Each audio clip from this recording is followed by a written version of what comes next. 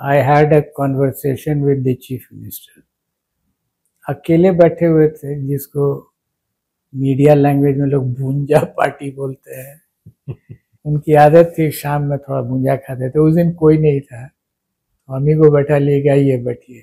Flow of conversation में जानते हैं आप, the chief minister can do no wrong. नमस्कार। आज इस पॉलिटिकल चर्चा में उस विषय की चर्चा करने जा रहे हैं जो चर्चा बिहार में इन दिनों चुनावी चर्चा भी है और लोग जानना भी चाहते हैं कि आखिर भूजा पार्टी है क्या।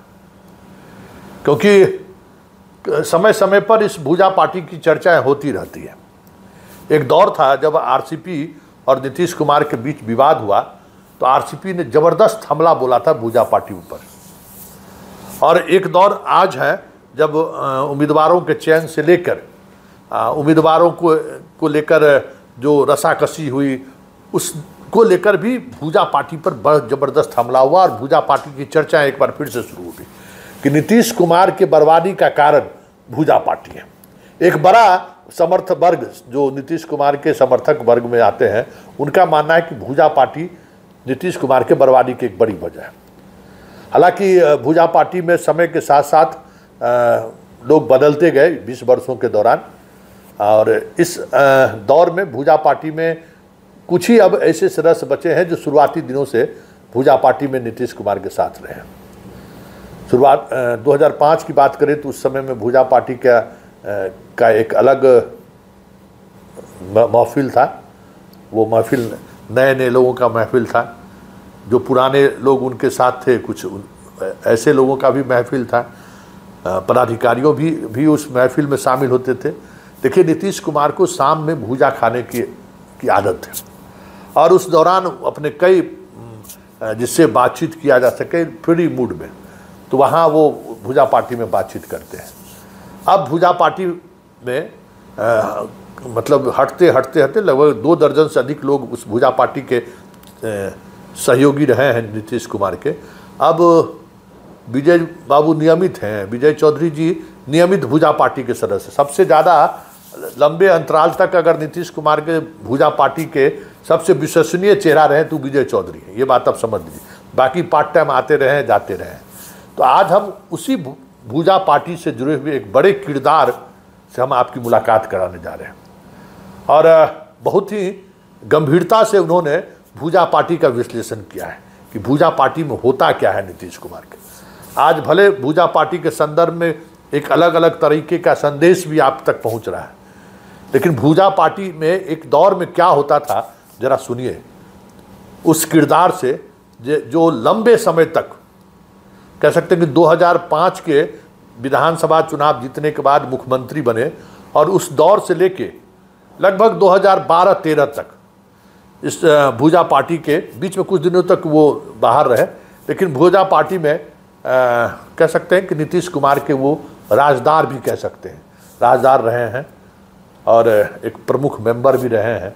क्या कह रहे हैं ज़रा सुनिए और समझिए कि उस भूजा पार्टी पर किस लेवल में बातचीत होती है। और कई लोगों को तो उस भूजा पार्टी से ऐसा सबक मिला कि नीतीश कुमार से लोग दूरी बनाने लगे। अरे बाप, ठीक है, मैं इनका पेट में जो है सो दांत है, क्योंकि उस समय में नीतीश कुमार बड़ा रिलैक्स होकर बात करते हैं। तो कुछ उसी तरीके की बातचीत है, लेकिन बहुत ही सारघर्मिक बातचीत है। जरा सुनिए उस राजदार के बीच का वो एक्सक्लूसिव वो प्रतिक्रिया है जो शायद पहली बार कैमरा पर कोई भूजा पार्टी का बड़ा चेहरा अपनी बात को रख रहा है। जरा सुनिए क्या कह रहे हैं वो। आपको एक चीज़ बताते हैं, ये हम भी बहुत क्लियरली नहीं समझ पा रहे थे till I had a conversation with the chief minister. अकेले बैठे हुए थे, जिसको मीडिया लैंग्वेज में लोग भूंजा पार्टी बोलते हैं आज के संदर्भ में। हालांकि उनकी आदत थी शाम में थोड़ा भूंजा खाते थे। उस दिन कोई नहीं था, मम्मी को बैठा ले गया, ये बैठिए। तो उन्होंने फ्लो ऑफ कॉन्वर्सेशन में जानते हैं आप, the chief minister can do no wrong. मैं इतिहास का विद्यार्थी नहीं था, लेकिन शौक से कुछ ब्रिटिश हिस्ट्री की बुक्स पढ़ा था। उसमें कई जगह जिक्र आता है the king can do no wrong. थोड़ा समझते थे, हमने कहा सर जरा समझा दीजिए, king CM can do no wrong. बोले देखिए, CM is the head of the legislature. जी सर। तो लेजिस्लेचर में कलेक्टिव डिसीजन होता है। हमने कहा होता है, तो जो भी निर्णय होगा लेजिस्लेचर में उसके लिए सीएम थोड़ा ही जिम्मेवार है, तो सब लोग मिल के ले रहे हैं, वोटिंग होता है, हो जाता है। फिर ही हेड्स द कैबिनेट। अब देखिए, एक लेजिस्लेचर हुआ, एक एग्जीक्यूटिव हुआ। ही हेड्स द कैबिनेट, तो कैबिनेट में भी कलेक्टिव डिसीजन है। और जी सर, मेरा दिमाग खड़का कि ये तो नई बात हम समझ रहे हैं। तो हमको लगा कि हम एज एडीजी कोई निर्णय लेंगे तो हमारा क्या प्रोटेक्शन है, हमको तो कोई कलेक्टिव डिसीजन हम लेते नहीं है। और उसी समय हमने क्लियर कर लिया अपना माइंड कि मेरा प्रोटेक्शन लॉ है। अगर लॉ मेरे राइट साइड में है तो मेरा कुछ नहीं कोई करेगा, और किसी के कहने पर कुछ लॉ के बाहर कर देंगे तो हर कुछ गलत हो जाएगा।